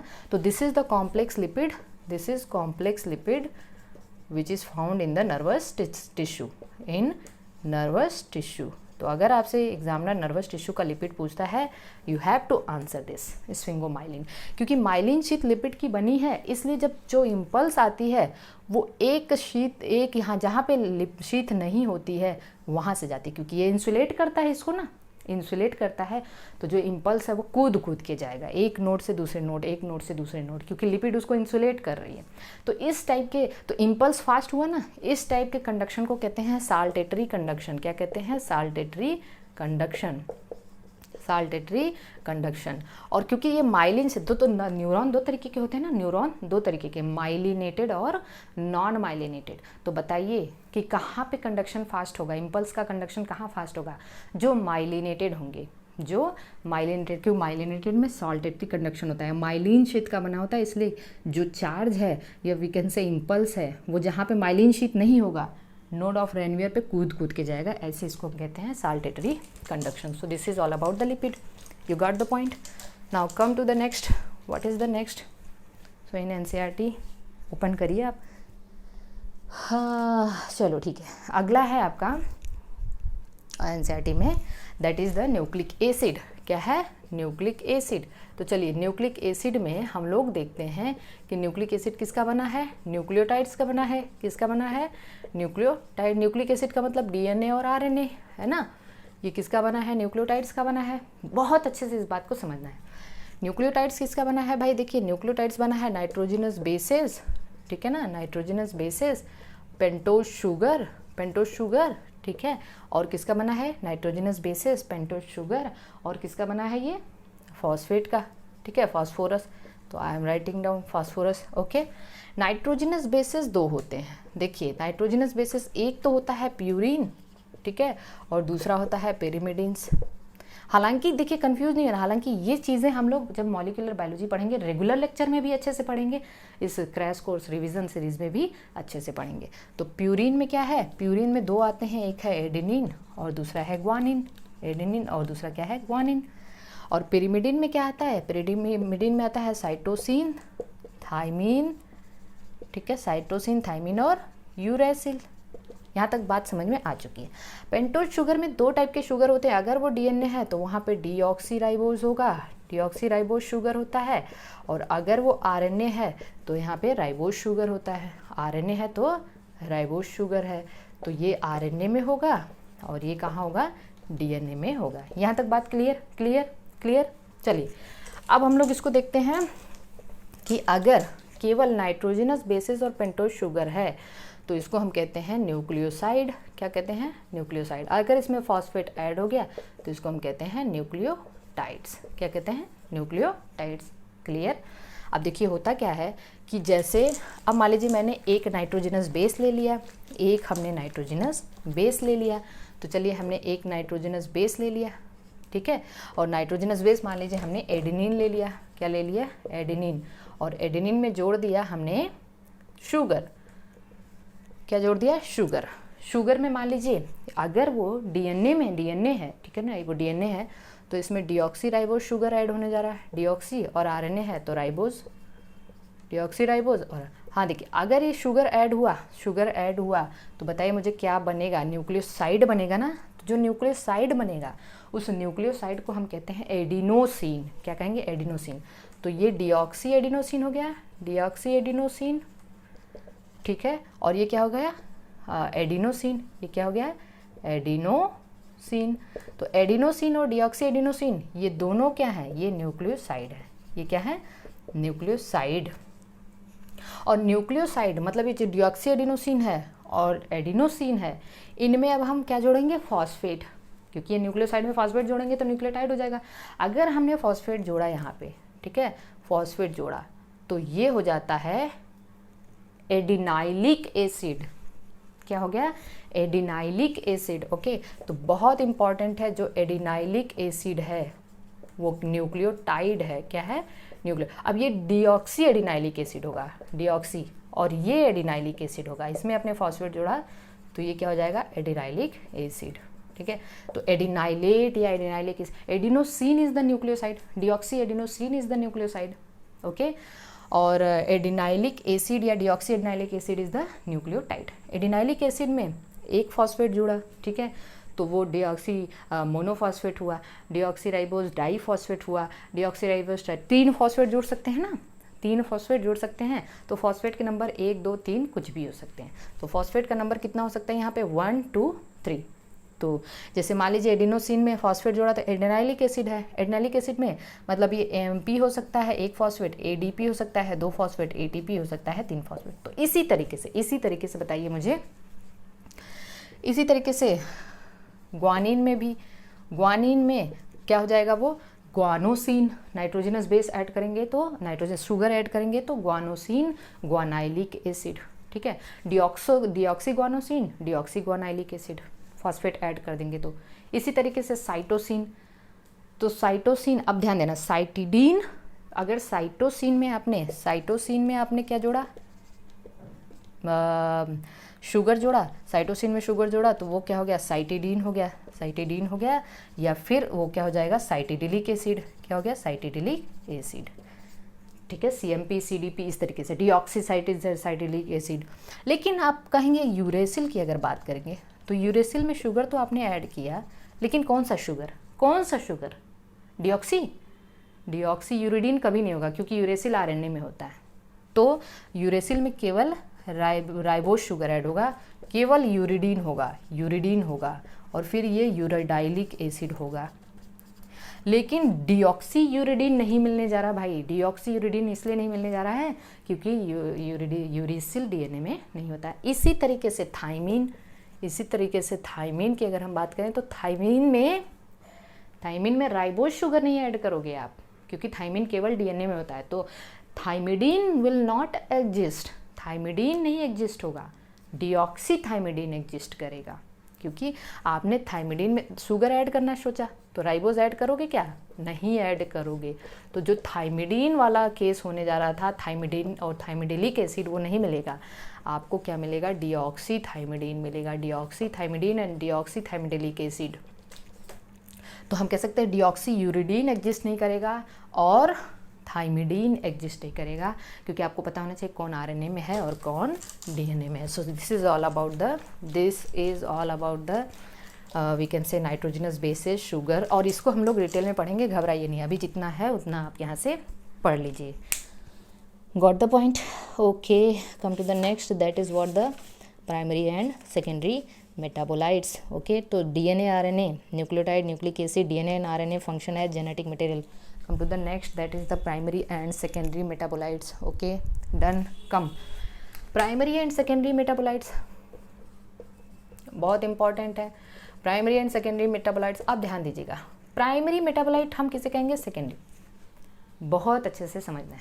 प्राइमरी मेटाबोलाइट्स का मतलब ये होता है, ये आप पेज नंबर जरूर खोल लीजिएगा, 146। प्राइमरी मेटाबॉलिक का मतलब ये है, मेटाबोलाइट्स का मतलब ये है कि ऐसे मॉलिक्यूल्स या ऐसे बायोमॉलिक्यूल्स जिनका आपके ग्रोथ और डेवलपमेंट या वी कैन से मेटाबॉलिज्म में डायरेक्ट रोल हो। We can say direct role in growth and metabolism of a animal, किसी भी वी कैन से लिविंग के डायरेक्ट, अगर किसी भी मेटाबॉलिज्म वी कैन से कि किसी भी मॉलिक्यूल का अगर ग्रोथ और मेटाबॉलिज्म में डायरेक्ट रोल हो तो उसको हम क्या कहते हैं, दैट इज द प्राइमरी,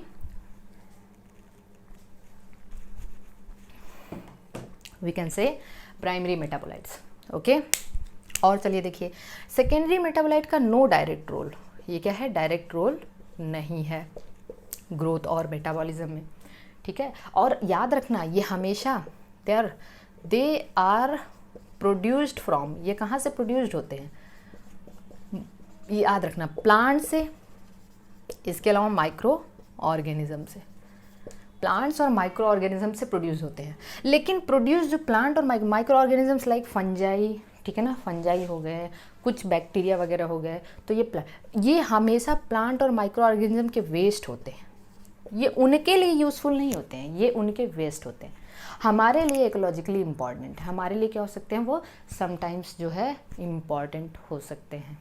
जैसे याद रखना, जैसे कहने का मतलब है कि जो डायरेक्ट रोल प्ले करते हैं ग्रोथ और मेटाबॉलिज्म में, like we can say proteins हो गए, ठीक है, इनका डायरेक्ट रोल है ना मेटाबॉलिज्म में।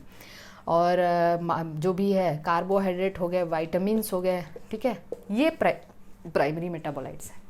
लेकिन जिनका डायरेक्ट रोल नहीं है मेटाबॉलिज्म में, they can be the waste product of plants और microorganism and they may be ecologically important sometimes for the human beings. तो वी कैन से कि जैसे आपने कभी नाम सुना है LSD, LSD एक हेल्यूसिनोजेंस है। LSD कहाँ से प्रोड्यूस होता है, फंजाई से, एर्गॉट फंजाई से, क्लेविसेप्स परप्यूरिया क्या, और ये हेल्यूसिनोजन की तरह यूज़ होता है। इसी तरीके से एंटीबायोटिक्स हो गया, इसी तरीके से आप वो देखेंगे क्विनीन हो गया, मलेरिया में यूज़फुल है ना। क्विनीन एक we can say nitrogenous compound है, या फ्लेविनाइड्स है, ठीक है, तो ये सब क्या है, प्लांट या माइक्रो ऑर्गेनिज्म के वेस्ट होते हैं जो हमारे लिए इम्पॉर्टेंट हो सकते हैं, जैसे फ्लेवरिंग में, मेडिसिनल पर्पस इनका हो सकता है, ठीक है ना। और तो ये सारी चीज़ें हैं प्राइमरी और सेकेंडरी मेटाबोलाइट्स में। अब प्राइमरी और सेकेंडरी मेटाबोलाइट्स का कुछ चार्ट दिया है, that is very very important. उस चार्ट को आपको याद रखना है क्योंकि ये चार्ट एग्जामिनेशन में पूछा जा चुका है। तो चार्ट क्या है, देखिए सबसे पहले क्या दिया हुआ, पिगमेंट।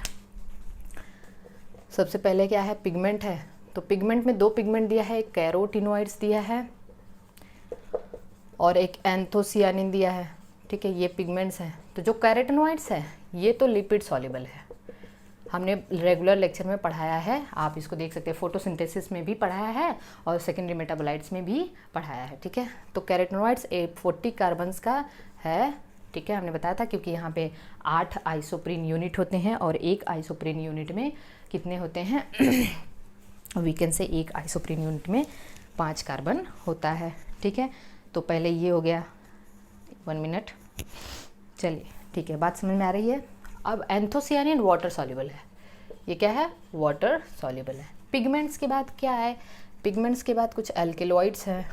एल्केलॉइड्स में दिया है जैसे मॉर्फिन है, कोडीन है, मॉर्फिन है और कोडीन है। तो हम लोग जब ड्रग्स पढ़ेंगे तो वहाँ पे मॉर्फिन का यूज़ देखेंगे, कोडीन का यूज़, सेडेटिव की तरह भी ये काम करता है और पेन किलर की तरह भी काम करता है मॉर्फिन, ठीक है। हालांकि मॉर्फिन आता है ओपाइड्स में, तो हम लोग आगे इसको देखेंगे। इसके अलावा ड्रग्स है, ड्रग्स में एब्रिन और रिसिन है, क्या है, एब्रिन है और रिसिन है, ठीक है, ये ड्रग्स आपको याद रखना है, ठीक है। इसके बाद इसेंशियल ऑयल्स हैं। हमने ड्रग्स में आपको बताया था रेगुलर लेक्चर में कि जो ड्रग्स होते हैं ये आरएनए को इनहिबिट करते हैं, आरएनए को क्या कर देते हैं, इनहिबिट, और इसे बायो टेररिज्म के रूप में यूज़ किया गया था, बायो वॉर के तौर पे अमेरिका ने इसको यूज़ किया था, ठीक है, क्योंकि ये आरएनए को इनहिबिट कर देता है, इसलिए इसको रिप्स भी कहते हैं। रिप्स का मतलब रेस्ट इन पीस नहीं, RNA inhibiting proteins, RNA inhibiting protein, ठीक है। तो ये आरएनए इनहिबिटिंग प्रोटीन है। इसेंशियल ऑयल में क्या है, लेमन ग्रास ऑयल है, ठीक है। इसके अलावा कुछ टॉक्सिन दिए हुए हैं। टॉक्सिन्स में क्या है, टॉक्सिन्स में क्या है, आप देख सकते हैं यहाँ पे करक्यूमिन है, ठीक है, टॉक्सिन में, सॉरी टॉक्सिन में दिया है ना, एब्रिन और रिसिन, ड्रग्स मैंने लिख दिया है, okay sorry, I am so sorry, ये टॉक्सिन है, सॉरी ये क्या है, टॉक्सिन है। ड्रग्स है, ड्रग्स में क्या है, ड्रग्स में क्या है, आपने देखो जो कैंसर को रोकने वाली ड्रग्स है, क्या है, वो विनब्लास्टिन एंड विंसिस्टिन, ठीक है ना, विनब्लास्टिन, करक्यूमिन, ठीक है, विंसिस्टिन, ये सब क्या है, कैंसर इनहिबिटिंग ड्रग है, कैंसर इनहिबिटिंग ड्रग है। लेक्टिन दिया है, लेक्टिन को ये क्या है, कॉनकेनावेलिन ए, कॉनकेनावेलिन ए, लेक्टिन क्या है ये हम आगे आपको बता सकते हैं। लेक्टिन एक कार्बोहाइड्रेट बाइंडिंग प्रोटीन्स होते हैं, कार्बोहाइड्रेट बाइंडिंग, ये प्रोटीन होते हैं जो कार्बोहाइड्रेट से बाइंड करते हैं। अब आपको ये कहाँ, हम नाइट्रोजन फिक्सिंग बैक्टीरिया कभी हम लोग कभी डिटेल में इसको देखेंगे, बहुत ज़्यादा देखने की इसको ज़रूरत नहीं है। और कुछ पॉलीमर हैं, तो पॉलीमर में जैसे रबर है, सेलोज है, ठीक है ना, रबर है, सेलोज है, ये सब क्या है, पॉलीमर है। तो ये चार्ट इज़ क्वाइट इम्पॉर्टेंट, इसको आप याद कर लेना। तो प्राइमरी और सेकेंडरी मेटाबोलाइट्स हमने पढ़ लिया है। हमने अब आते हैं पेज नंबर, इस पे 1 मिनट थोड़ा सा आप इसको देखते रहिए, 1 मिनट। हम लोग आप देखिए पेज नंबर 146 पे देखिएगा, अब दिया है मैक्रोमॉलिक्यूल। अभी तक हम लोगों ने माइक्रोमॉलिक्यूल को कंप्लीट कर लिया है। मैक्रोमॉलिक्यूल में हमने जो भी यहाँ पे ये बताने की कोशिश कर रहे हैं वो हम लोग पढ़ चुके हैं कि किसका मॉलिक्यूलर वेट कितना है, कौन किस फ्रैक्शन में आता है, ठीक है ना, क्यों लिपिड को हम जो लिपिड का मॉलिक्यूलर वेट 800 से कम होने के बाद भी ये एसिड इनसॉल्युबल फ्रैक्शन में आता है, ये सब हम बता चुके हैं। क्योंकि लिपिड ग्राइंडिंग के दौरान वेसिकल का फॉर्मेशन कर लेता है, इसलिए ऐसी चीज़ होती है, ठीक है। अब हम आते हैं नेक्स्ट, दैट इज़ द बायोमैक्रोमॉलिक्यूल में सबसे पहला प्रोटीन। सबसे पहला हम पढ़ते हैं प्रोटीन्स। तो प्रोटीन्स क्या है बच्चों, बताइए। Proteins are the head polymer of amino acid, polymer of amino acids, ये अमाइनो एसिड्स के पॉलीमर होते हैं, वेरी इंपॉर्टेंट, ठीक है। लेकिन प्रोटीन्स आर हेट्रोपॉलीमर, ये क्या होते हैं, हेट्रोपॉलीमर होते हैं। हेट्रोपॉलीमर इसको क्यों कहते हैं, क्योंकि ये ध्यान देना हमें कि केवल एक टाइप की अमाइनो एसिड तो इसको नहीं बनाई है, एक से ज़्यादा टाइप की अमाइनो एसिड मिलकर प्रोटीन बनाती है। और याद रखना हमारी बॉडी की प्रोटीन्स में 20 टाइप्स के अमाइनो एसिड हो सकते हैं, 20 टाइप्स के अमाइनो एसिड हो सकते हैं। बात समझ में आ रही है?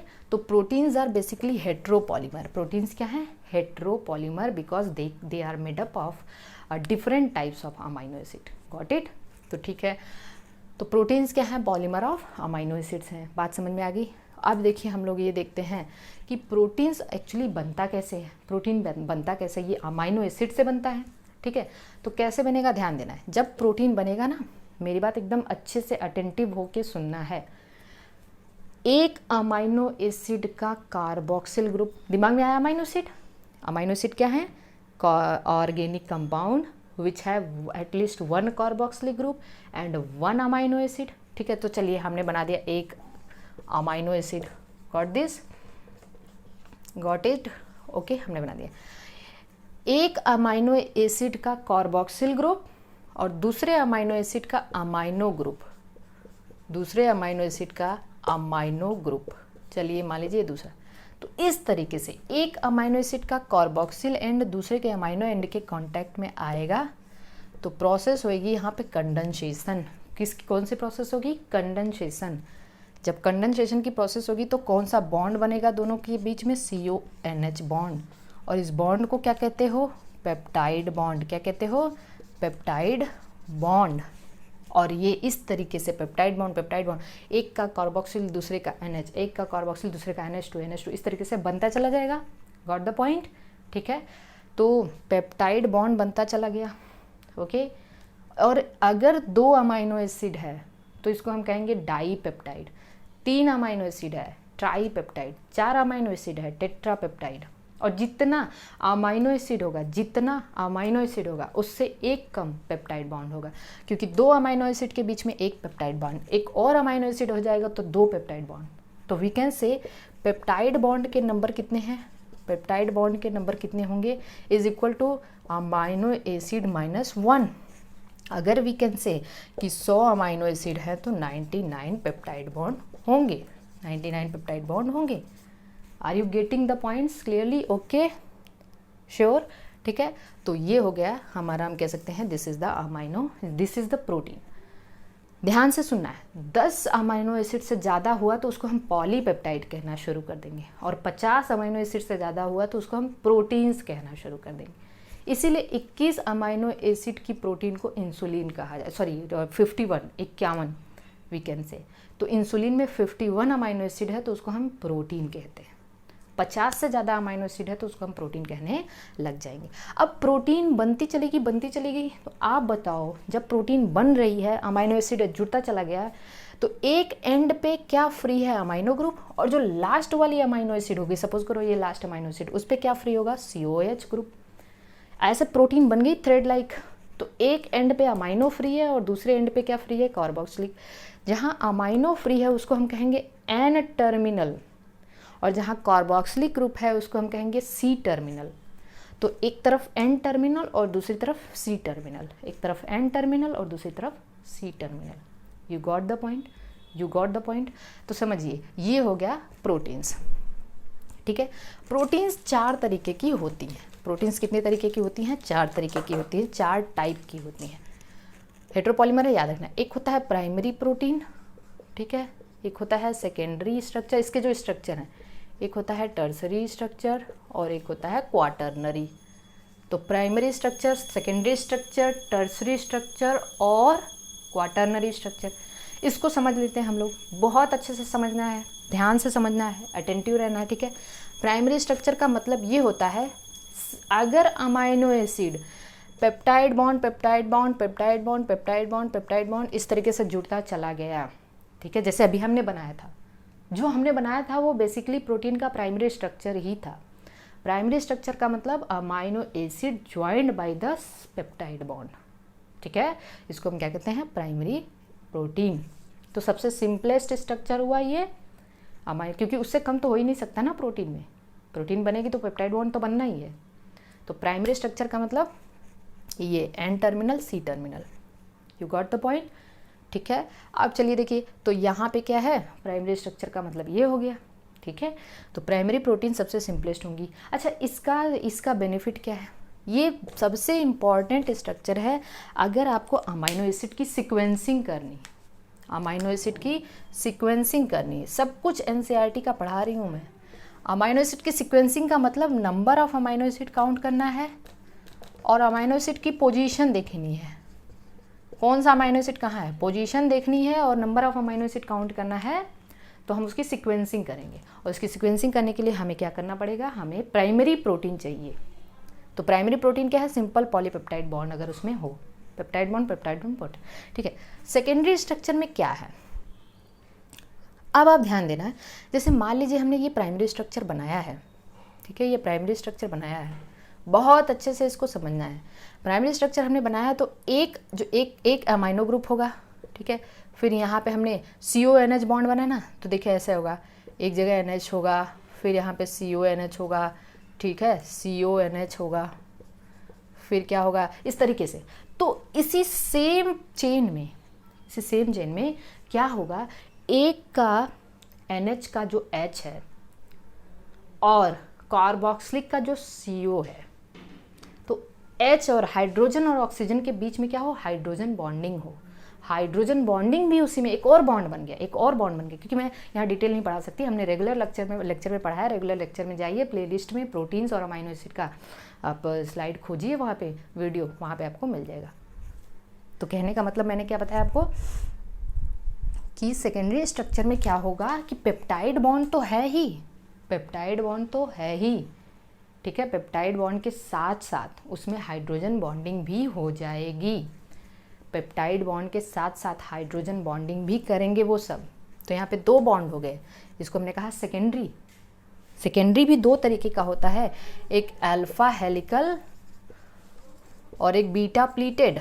अल्फा हेलिकल और एक बीटा प्लीटेड। अल्फा हेलिकल में देखिए एक ही चेन है, एक ही चेन का मतलब एक ही पॉलीपेप्टाइड है, एक ही प्रोटीन जो बनी है, उसी में हाइड्रोजन बॉन्डिंग, उसी में किसी का H किसी के O के साथ, किसी का H किसी के O के साथ, we can say intra chain hydrogen bonding है, तो उसको हम अल्फा हेलिकल कहेंगे।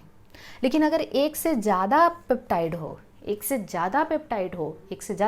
मेरी बात ध्यान सुनना है, एक से ज़्यादा पॉलीपेप्टाइड हो, तो एक का H दूसरे के O, एक का O दूसरे के H, एक का H दूसरे के O, इसको हम बीटा प्लीटेड कहेंगे। फ़र्क तो समझ में आ गया होगा। तो वी आर जस्ट सेइंग कि सेकेंडरी स्ट्रक्चर में पेप्टाइड बॉन्ड के साथ साथ हाइड्रोजन बॉन्डिंग भी होगी, और हाइड्रोजन बॉन्डिंग अगर इंट्रा चेन है, एक ही पॉलीपेप्टाइड में है तो अल्फा हेलिकल, और एक से ज़्यादा पॉलीपेप्टाइड में है तो उसको हम बीटा प्लीटेड कहेंगे। और इसके कुछ एग्जाम्पल हैं, जैसे केराटिन हो गया, ठीक है। केराटिन सबसे हार्डेस्ट प्रोटीन हमारी बॉडी की, ठीक है। और क्योंकि ये नेल्स में होती है, हेयर्स में होती है, हुप्स में होती है, हॉर्न्स में होती है, ओके। तो वी कैन से, और केराटिन की हार्डनेस सिस्टीन की वजह से होती है। किसकी वजह से होती है, सिस्टीन की वजह से, सल्फर कंटेनिंग अमाइनो एसिड। और दूसरा है फाइब्रोइन सिल्क प्रोटीन है। क्या है, सिल्क प्रोटीन, फाइब्रोइन सबसे टर्सरी स्ट्रक्चर में क्या है, तो चलिए देखिए, आप अपना एनसीईआरटी का भी कुछ डिफिनीशन हम लोग यहाँ पे देखते हैं कि जो टर्सरी स्ट्रक्चर है, ठीक है ना, टर्सरी स्ट्रक्चर में ये दिया हुआ है कि this gives a 3D view of protein. It is absolutely necessary for the many biological activity of the protein. This is absolutely necessary for the many biological activity of protein. 3D structure, tertiary structure का मतलब ये है कि कुछ इस तरीके से 3D structure. अब 3D बनेगा कैसे, जब एक ही पॉलीपेप्टाइड, जैसे मान लीजिए एक ही पॉलीपेप्टाइड है, इसमें पेप्टाइड बॉन्ड तो होएगा, हाइड्रोजन बॉन्डिंग भी हो, कुछ उसी जगह हाइड्रोफोबिक बॉन्ड भी कर लें, कुछ उसी में इलेक्ट्रोस्टैटिक बॉन्डिंग भी बना लें, आयनिक बॉन्ड, कुछ वॉन्डरवाल फोर्स ऑफ अट्रैक्शन भी हो जाए। मतलब एक ही पॉलीपेप्टाइड में ढेर सारे बॉन्ड, कुछ डाइसल्फाइड बॉन्ड, जैसे सल्फर अमाइनो एसिड 2 जगह मिला और उसने क्या कर लिया, डाइसल्फाइड बॉन्ड बना लिया।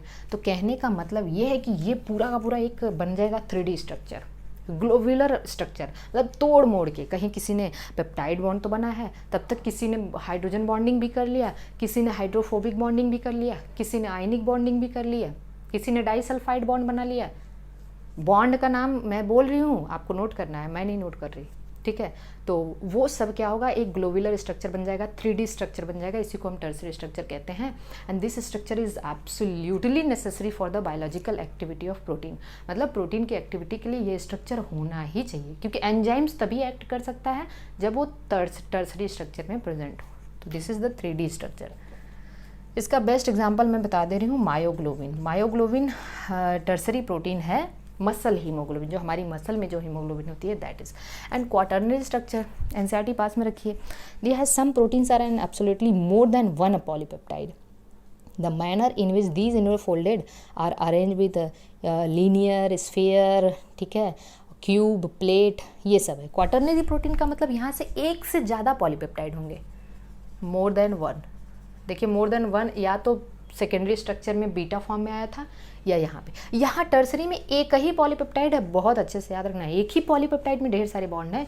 और अगर यही सारे बॉन्ड जो हमने टर्सरी में बताए, ionic, disulphide, hydrophobic, we can say hydrogen bonding, van der Waals force of attraction, ये सारे बॉन्ड एक से ज़्यादा पॉलीपेप्टाइड में हो, एक से ज़्यादा पॉलीपेप्टाइड के बीच में हो, तो हम इसको कहेंगे क्वाटर्नरी स्ट्रक्चर। इसको हम कहेंगे क्वाटर्नरी स्ट्रक्चर। ये लीनियर हो सकता है, क्यूब हो सकता है, प्लेट हो सकता है, what ever. So this is the most complex structure. और इसका एग्जाम्पल है इंसुलिन, हीमोग्लोबिन, ठीक है, ये इसके एग्जाम्पल है। इंसुलिन में आप देखते हो ना, ए चेन, बी चेन, ए चेन में 21 अमाइनो एसिड, बी चेन में 31 अमाइनो एसिड। हीमोग्लोबिन में इसी तरीके से 4 पॉलीपेप्टाइड है ना, 4। इंसुलिन में तो 2 हो गए, ठीक है। प्रो इंसुलिन में 3 होता है स्टार्टिंग में, जिसमें से सी मैच्योरेशन के दौरान रिमूव हो जाता है, तो ए बी बचा, 2 पॉलीपेप्टाइड हुए। हीमोग्लोबिन में 4 पॉलीपेप्टाइड, हमने बताया कि यहाँ से एक से ज़्यादा पॉलीपेप्टाइड। हीमोग्लोबिन में 4 पॉलीपेप्टाइड है कि नहीं है? 2 अल्फा 2 बीटा, अल्फा में 141, बीटा में 146 अमाइनो एसिड। तो इस तरीके से this is all about the protein, we can say. Now come to the carbohydrate.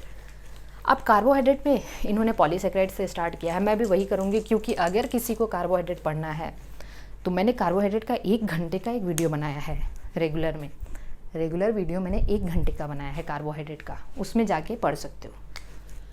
तो पॉलीसेकेराइड्स दिया है इन्होंने। हाँ, प्रोटीन में इन्होंने बताया ये है कि कुछ इम्पॉर्टेंट प्रोटीन्स हैं। चार्ट तो आप पढ़ ही रहे हो, चार्ट तो आपके सामने दिया हुआ है। तो कुछ इम्पॉर्टेंट प्रोटीन्स दिया हुआ है। कुछ इम्पॉर्टेंट प्रोटीन में ये है कि कोलेजन एनिमल किंगडम की सबसे इम्पॉर्टेंट प्रोटीन है, सबसे एबंडेंट प्रोटीन है। और रूबिस्को पूरे होल बायोस्फीयर का सबसे एबंडेंट प्रोटीन है। रूबिस्को होल बायोस्फीयर की एबंडेंट प्रोटीन है। और कोलेजन क्या है? एनिमल किंगडम की एबंडेंट प्रोटीन है। Got the point. पॉलीसेकेराइड्स दिया है। अब मुझे एक बात बताओ कि पॉलीसेकेराइड्स कहाँ आएंगे, जल्दी बताओ। क्या ये एसिड सॉल्युबल फ्रैक्शन में आएंगे कि एसिड इनसॉल्युबल? वेरी गुड, मैं सुन रही हूँ। ये कहाँ आएंगे? इनसॉल्युबल फ्रैक्शन में आएंगे। इनसॉल्युबल फ्रैक्शन में आएंगे ना ये एसिड इनसॉल्युबल फ्रैक्शन में। यू गॉट द पॉइंट, ठीक है ना, क्योंकि ये माइक्रोमोलिक्यूल हैं तो ये इनसॉल्युबल फ्रैक्शन में आएंगे। पॉलीसेकेराइड में जैसे दिया है कि कुछ ऐसे पॉलीसेकेराइड होते हैं ना, कुछ होमो होते हैं, होमो पॉलीसेकेराइड, और कुछ क्या होते हैं? हेटेरो। तो होमो का मतलब बस इतना आप समझ लो, होमो का मतलब ये होता है कि अगर कोई पॉलीसेकेराइड सेम टाइप के मोनोसेकेराइड से बना है, तो उसको हम पॉलीसेकेराइड कहेंगे। जैसे कोई बना है तो बस ग्लूकोज से बना है, कोई बना है तो बस फ्रक्टोज से बना है, उसमें और कुछ नहीं आना चाहिए, इसको हम होमो कहेंगे। अगर वो डिफरेंट टाइप के पॉलीसेकेराइड से मोनोसेकेराइड से बना है तो उसको हम हेटेरो कहेंगे। होमो को ही देख लेते हैं। होमो में 2 होते हैं, एक स्टोरेज, ठीक है ना, और एक स्ट्रक्चरल। एक स्टोरेज और एक स्ट्रक्चरल स्टोरेज में क्या क्या आता है बताइए? फूड स्टोर करने का काम कौन करता है? प्लांट में स्टार्च हो गया, एनिमल में ग्लाइकोजन हो गया, ठीक है। और एक और प्लांट है जिसमें इनुलिन, डहेलिया प्लांट। इनुलिन कहाँ पे होता है? डहेलिया प्लांट की अगर बात करें, डहेलिया एस्टरेसी फैमिली का है। एस्टरेसी का एक और नाम बताएंगे आप हमें? कंपोजिटी। तो inulin is the storage polysaccharide in dahlia plant. Starch और ग्लाइकोजन, इसके बारे में हम लोग देखेंगे। ये क्या है? स्टोरेज है। सेम इसी तरीके से स्ट्रक्चरल में सेलुलोज है, स्ट्रक्चर जो बनाता है सेलुलोज और काइटिन। तो सेलुलोज ग्लूकोज का पॉलीमर है और काइटिन नैग का पॉलीमर है। किसका पॉलीमर है? नैग का। किसका पॉलीमर है? नैग का। नैग का मतलब N acetyl glucosamine. N acetyl glucosamine. N acetyl glucosamine. ठीक है, दिस इज़ द नैग। अब आप ध्यान देना, जितने भी स्टोरेज हैं केवल इनुलिन को छोड़ के, inulin is the polymer of beta fructose. किसका? बीटा फ्रक्टोज का। ये फ्रक्टोज का पॉलीमर है। और जितने भी स्टार्च और ग्लाइकोजन है, स्टार्च एंड ग्लाइकोजन है, ये अल्फा ग्लूकोज के पॉलीमर है। किसके? अल्फा ग्लूकोज के। लेकिन सेलुलोज बीटा ग्लूकोज का पॉलीमर है और काइटिन बीटा नैग का पॉलीमर है। तो बस आपको इतना याद रखना है, स्टोरेज में अल्फा ग्लूकोज है, तो स्टोरेज में कौन कौन से ग्लूकोज के पॉलीमर आए? स्टार्च और ग्लाइकोजन, है ना, अल्फा ग्लूकोज। और स्ट्रक्चरल में सेलुलोज बीटा ग्लूकोज का पॉलीमर है। सेलुलोज बीटा ग्लूकोज का पॉलीमर है। और वी कैन से जो काइटिन है, अब काइटिन कहाँ होता है ये आपको पता है। तो काइटिन होमो पॉलीमर हुआ कि हेट्रो? होमो। सेलुलोज भी, सब हम होमो का ही लिखे हैं। किसी एनसीईआरटी में काइटिन हेट्रो पॉलीमर दिया है तो आप बना लेना, क्योंकि एक ही टाइप की यूनिट का अगर पॉलीमर है तो उसको हम कहेंगे होमो। ठीक है, तो काइटिन कहाँ होता है आप बता सकते हो? काइटिन होता है दो जगह। एक तो होता है इंसेक्ट के एक्सोस्केलेटन में, आर्थ्रोपोडा के एक्सोस्केलेटन में, और एक होता है फंजाई की सेल वॉल में। कहाँ होता है? फंजाई की सेल वॉल। तो काइटिन को हम फंगल सेलुलोज भी कहते हैं। काइटिन को हम फंगल सेलुलोज भी कहते हैं। Oh shit man, actually light चली गई है, तो मैं अभी आज यहीं पे हम इसको बंद करते हैं। तो अगले लेक्चर में हम इसको कंप्लीट कर देंगे। ठीक है, अगले लेक्चर में हम लोगों को जो पढ़ना है उसको हम अगले लेक्चर में पक्का कंप्लीट कर देंगे। Thank you.